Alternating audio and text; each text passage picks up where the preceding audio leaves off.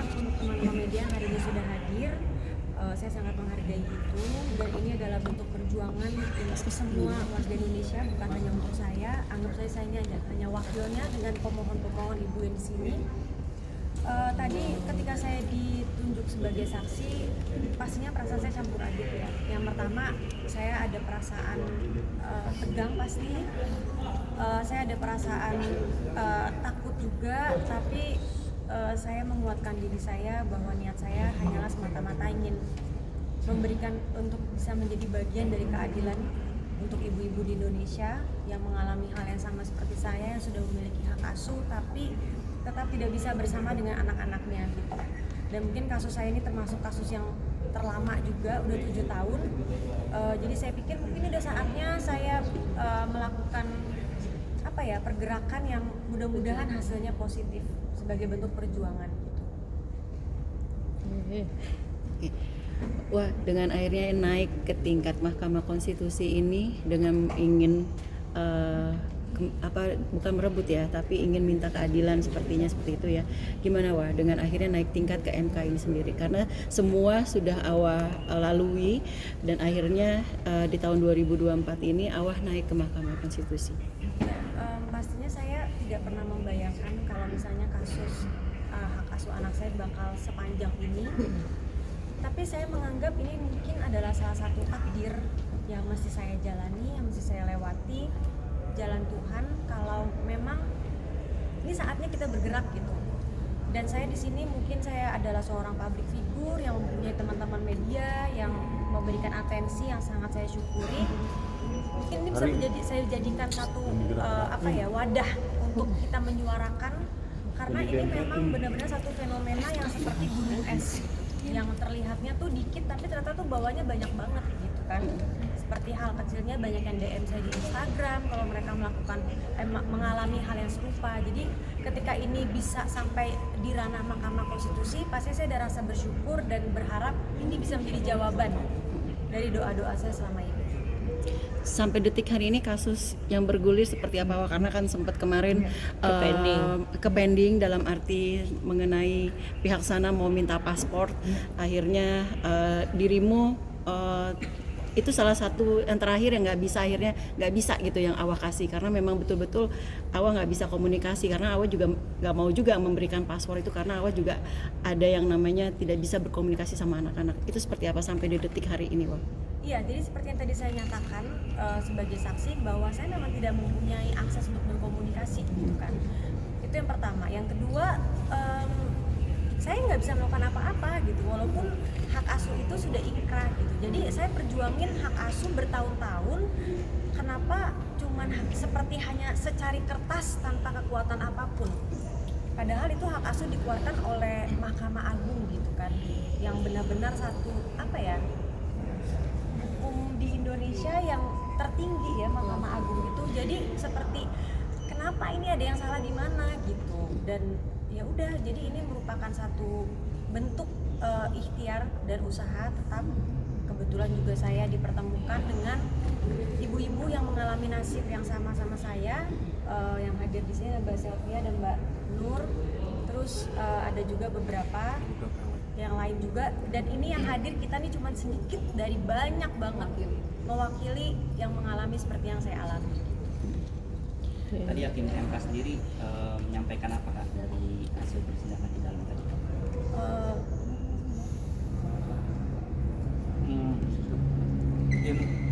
Kan begini ya, kalau untuk Hakim MK itu kan hanya teknis hukum acara pada hari ini kan hanya untuk mendengar kesaksian. Cuman pada prinsipnya kan dari penasihat hukum gini, untuk kasus seperti ini kan udah menjadi fenomena ya, yang bersifat massal. Apalagi pemohon kami ini udah memiliki status hak anak yang berkekuatan hukum tetap juga, Mbak Tania, seperti itu kan. Cuman dalam pelaksanaan kan hanya di atas kertas. Jadi di mana peran negara gitu?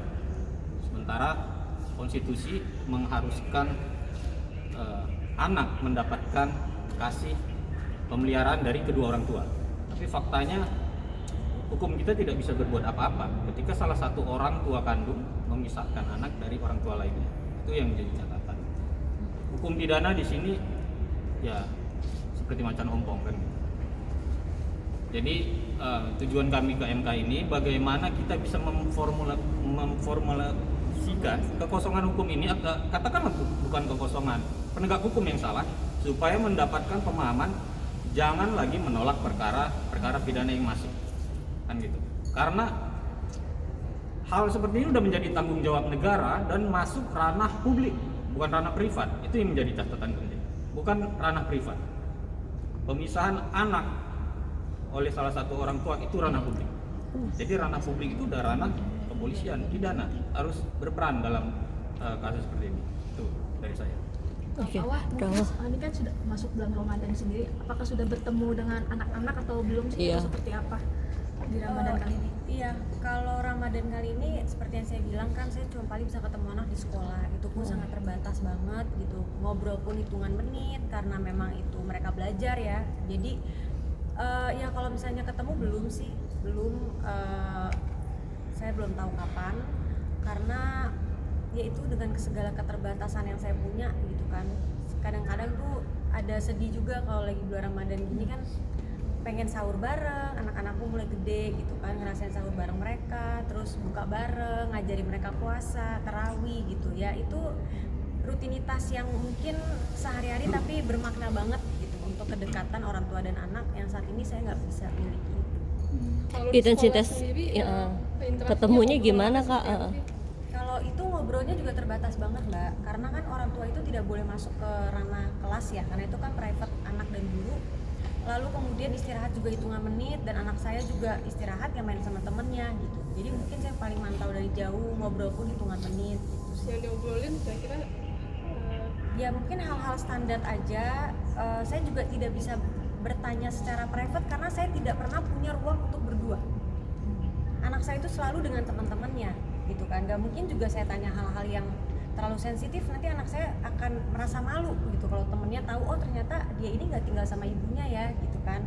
Jadi saya juga jaga mental anak saya, jaga perasaan anak saya seperti itu. Itu berarti yang Syarif, Kak? Kalau yang cewek? Syarif Oh, Safira dua-duanya. satu sekolah. Dua-duanya. Oh, oke. tapi mereka tidak pernah menolak untuk berinteraksi dengan Kak Marwah gitu ya? Alhamdulillah enggak ya Mbak. Tadi kan kakak bilang kalau setiap ulang tahun ngasih kado gitu, tapi Iya. ditolak sama suami ya. Itu maksudnya cara dia menolak Seperti apa? seperti apa mungkin di Jadi gini, kalau setiap tahun saya kasih tuh mainan ya kayak Lego, baju gitu. Nah, yang tahun lalu itu saya ngasih PlayStation. Karena anak saya Sarif suka main PlayStation. Nah, ketika saya kasih PlayStation, saya antar ke rumahnya gitu. Tapi kan saya nggak boleh masuk. Jadi cuma sampai depan rumahnya, kasih ke yang jaga rumahnya. Habis itu total besoknya dibalikin lewat sekolah. Oh, gitu. Iya. Dengan alasan? Dengan alasan kalau saya mau kasih PS5 ke anak saya harus kasih paspor ke anak saya, jadi barter. Gitu. Itu PS5 kesenangan untuk anak saya loh. Jadi kesenangan anak saya bisa dibarter. Nilai aja sendiri ya. Itu menurut orang tua itu adalah keputusan yang bijak atau tidak. Mbak, Syarif ini kan udah cukup besar, udah bisa nego dan bisa memenuhi keinginannya. Ada nggak sih keinginan dari Syarif yang diungkapkan ke ayahnya untuk bertemu mamanya lebih lama waktunya, nggak cuma jeda waktu istirahat di sekolah atau pulang atau pergi? Atau Syarifnya sendiri yang Permintaan ngomong ke Syarif, kakak gitu? aku mau dong ketemu mama, me time lah 2 jam atau 3 jam bersama. Ada nggak? Kalau anak saya ke bapaknya pernah ngomong atau enggak, saya pasti nggak tahu ya Mbak, karena saya nggak ada komunikasi sama sekali gitu kan. Kalau Syarif ke saya, Syarif itu cuma pernah ngomong kayak, saya bilang Syarif mau nggak jalan sama Umi, dia mau kok jalan sama Umi gitu. Tapi saya juga nggak pernah mau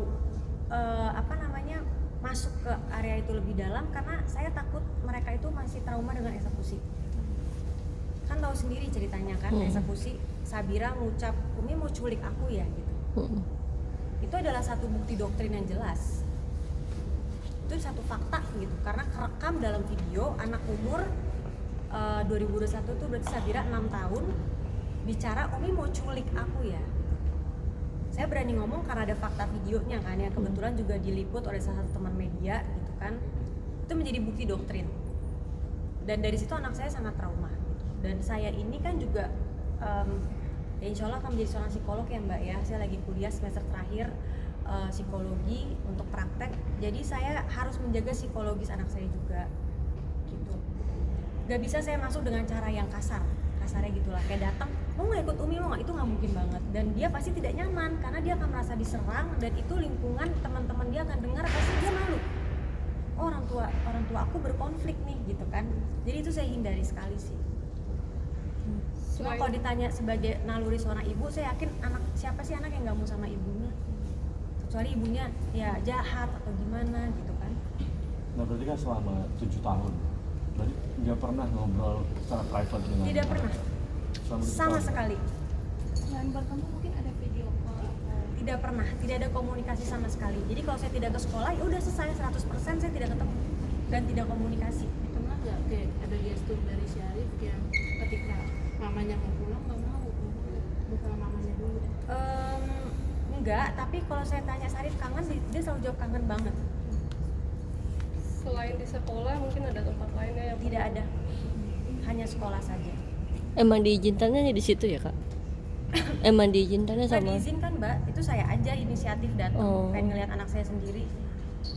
Mbak, tadi kan sempat singgung soal penukaran paspor ya, apakah ada rencana dari pihak ayahnya untuk buat bawa ke luar negeri atau seperti apa? Iya, saya nggak tahu ya kalau itu, pastinya ada rencana mungkin gitu. Cuma maksud saya gini, saya 7 tahun, saya dari 2019 punya hak asuh anak, ya kan. Tidak pernah dikasih hak saya sebagai seorang pemegang hak asuh gitu. Saya nggak pernah dikasih hak saya sebagai seorang pemegang hak asuh, tiba-tiba datang-datang paspor dong mana gitu. Etis gak sih? Jalanin aja dulu kewajibannya gitu. Kewajiban aja nggak dipenuhin. Dan saya megang paspor, saya tidak ada ketakutan. Kenapa? Itu hak mutlak saya. Saya megang hak asuh, dokumen itu udah memang hak saya untuk pegang. Dan kalau memang ada itikat baik mau ngajak ke luar negeri anak saya, ya mintanya juga baik-baik, nggak usah pakai barter-barter ke PlayStation. Biarin aja kasih PlayStation-nya gitu. Saya juga maksudnya gimana ya, kita juga pasti ada perasaan lah ya sama anak gitu. Kalau emang caranya baik, juga saya akan menyambutnya dengan baik gitu. Selama sharing ketemu di sekolah, saya suka cerita nggak sih kalau di rumah gitu? Enggak suka cita, dan saya juga sensitif nanya ya Mbak. Seperti yang tadi saya bilang, saya tuh di sekolah ngobrol juga hitungan menit banget gitu. Karena mereka istirahat cuma 20 menit, terus mereka ada teman-temannya, ada gurunya gitu. Jadi nggak bisa dibilang punya kualitas ngobrol yang baik gitu. Mungkin dengan waktu sedikit ngobrol sama anak gitu. Mungkin apa yang kakak sering ingatin mungkin atau apa? Kalau saya selalu mengulang, saya tidak pernah bermaksud untuk meninggalkan mereka. Mungkin mereka sekarang belum ngerti, tapi suatu hari mereka akan ngerti. Terus saya tetap meminta mereka untuk menjadi anak-anak yang kuat, anak-anak yang soleh-soleha, itu nomor 1, dan selalu doain aja. kalau dari secara penampilan fisik mungkin pertumbuhan mereka mungkin terlihat baik-baik aja atau gimana gitu? Saya tidak tahu Mbak, saya tidak berani ngomong baik-baik aja karena saya perlu tahu faktanya dan saya nggak tahu faktanya. Itu menurut saya pernyataan yang pernyataan yang bertanggung jawab kalau saya bilang baik gitu, sedangkan saya tidak tahu kondisinya. Oke. Mungkin terakhir kak supportnya buat teman-teman yang sama seperti kakak yang belum mamanya belum bisa ketemu. Oke, jadi yang pertama dengan segala kerendahan hati saya memohon kepada Mahkamah Konstitusi untuk mengabulkan gugatan para pemohon dan saya sebagai saksi dengan kuasa hukum yang ada untuk bisa memberikan keadilan yang seadil-adilnya karena ini memang satu fenomena yang harus segera diatasi gitu. Negara harus hadir di sini dan kalau dibandingkan dengan negara lain tuh semua negara lain udah punya loh peraturan-peraturan tetap kayak gini gitu. Jadi kriminal seperti ini. Jadi kalau saya cerita dengan keluarga saya yang di luar negeri tuh mereka pada bingung gitu. Kok bisa sih yang megang hak asuh kok tapi nggak sama anak gitu? Nggak masuk akal mereka gitu. Jadi ya mudah-mudahan aja ini udah saatnya untuk Indonesia ya. Untuk Indonesia supaya sebagai negara hukum harus memberi kepastian. Ada mungkin yang bisa satu main tambahan terakhir terkait peran negara sekaligus kami juga selaku kuasa hukum ingin memberikan edukasi mungkin kepada masyarakat banyak di luar sana, ibu-ibu yang kondisinya sama dengan Mbak Sania dan juga para pemohon yang lain, juga rekan-rekan media, bahwa Indonesia telah meratifikasi daripada Konvensi Hak Anak Internasional. Dan ada 4 prinsip dasar dalam Konvensi Hak Anak Internasional tersebut.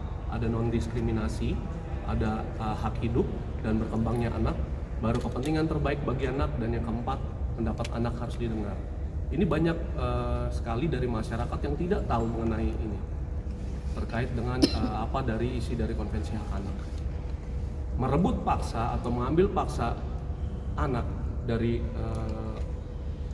orang tuanya, apalagi ibu-ibu yang ada di sini adalah pemegang hak asuh, ingkrah, berkekuatan hukum tetap. Tapi kenapa tidak bisa diimplementasikan?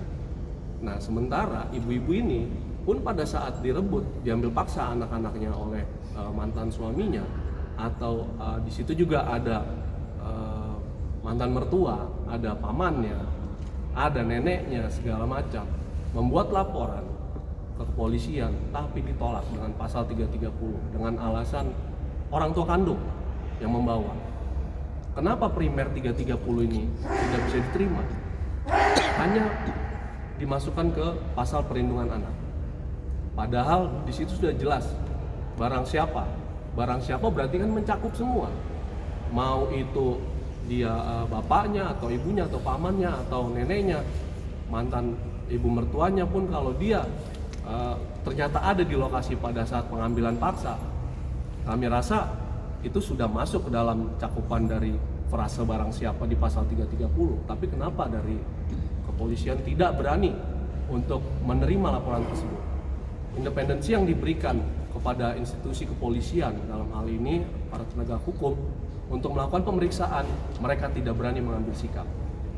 Maka dari itu, kami, ibu-ibu, para pemohon, mendasari inilah dasarnya kita mengajukan permohonan untuk di Mahkamah Konstitusi.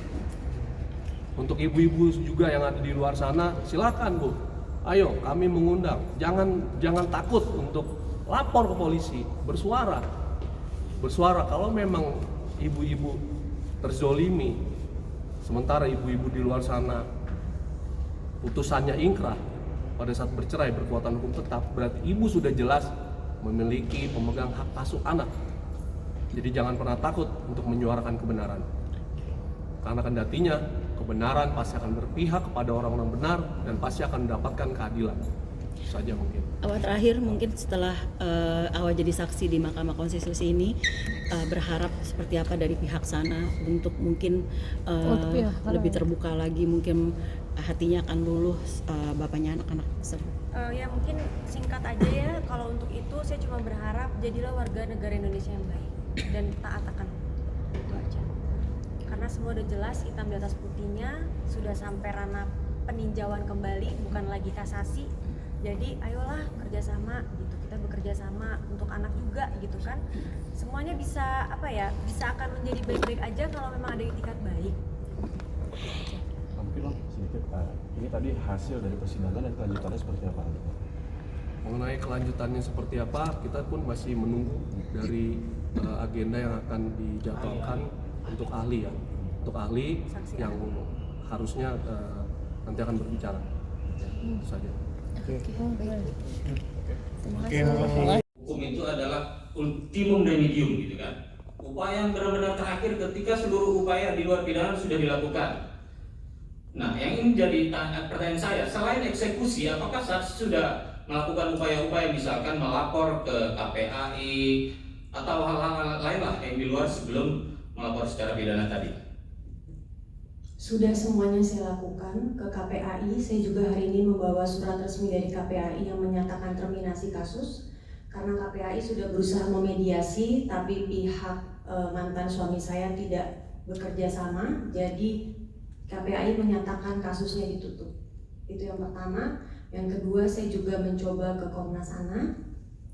Saya juga sangat terbuka saat itu untuk bermediasi. Jadi kalau sebelum eksekusi itu kan pasti ada unmanning dulu ya, bisa datang mediasi. Saat itu juga saya bersedia mediasi gitu.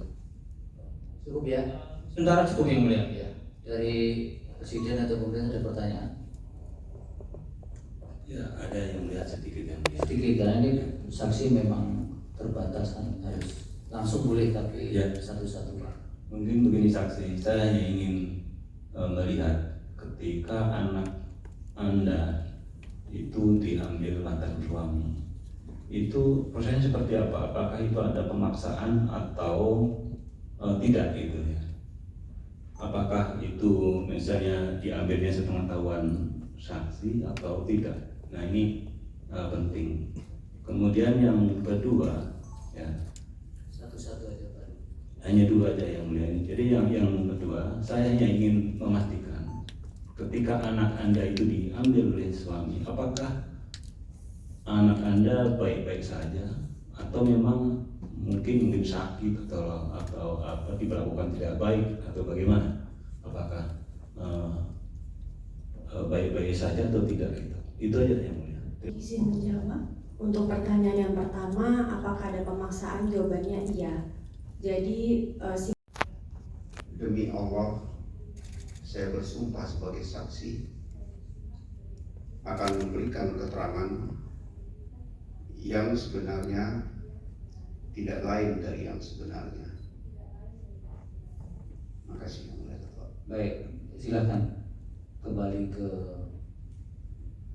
atau ada yang mau dibacakan saksi, ada yang mau disampaikan melalui, silakan berdiri di podium yang dibacakan di bawah.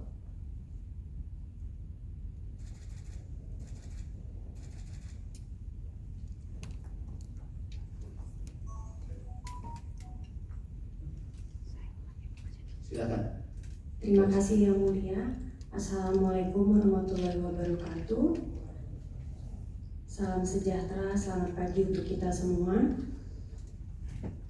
Izinkan saya membaca surat kesaksian dari saya. Yang mulia Majelis Hakim Konstitusi. Saya adalah seorang ibu dari dua anak dengan inisial SMF yang saat ini berusia 10 tahun dan AS yang saat ini berusia 9 tahun. Saya telah bercerai dan saya memegang hak asuh anak dengan keterangan sebagai berikut. 1. Pengadilan Agama Cibinong dengan nomor putusan 1042 PDTG 2019 tertanggal Rabu 4 September 2019. 2. Pengadilan Tinggi Agama Jawa Barat dengan nomor putusan 292 2019. 3. Kasasi dengan nomor putusan 361K AG 2020 tertanggal Selasa 30 Juni 2020.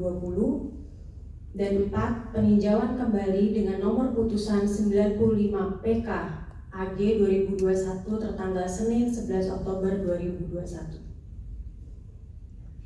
Yang mulia Majelis Hakim Konstitusi, sungguh menyedihkan sebagaimana putusan tersebut di atas yang menyatakan bahwa saya adalah pemegang hak asuh dari kedua anak saya. Namun pada kenyataannya hingga saat ini saya dan kedua anak saya terpisahkan dikarenakan tertutupnya akses untuk mengasuh dari pihak mantan suami saya. Hingga pada akhirnya tanggal 29 April 2021, saya dan Pengadilan Agama Cibinong melakukan eksekusi putusan hak asuh anak yang sudah berkekuatan tetap. Namun, Pengadilan Agama Cibinong menyatakan eksekusi tersebut gagal dikarenakan pihak termohon eksekusi tidak mau mengikuti putusan hak asuh anak dan mempersulit proses eksekusi tersebut. Saya adalah ibu yang sudah terpisahkan dengan kedua anak saya selama 7 tahun hingga sampai detik ini. Sebagai seorang ibu, saya merasa sangat dirugikan. Adapun kerugian yang saya alami secara material, selama berproses hukum, saya harus mengeluarkan biaya untuk pendampingan hukum dan biaya konsultasi lainnya. Yang kedua, secara imaterial, saya merasakan kesedihan yang luar biasa. Saya merasa tidak mendapat keadilan dari putusan hak asuh berkekuatan hukum tetap. Dan yang paling utama, sebagai ibu yang mencintai kedua anak saya tidak mengetahui bagaimana perkembangan mereka.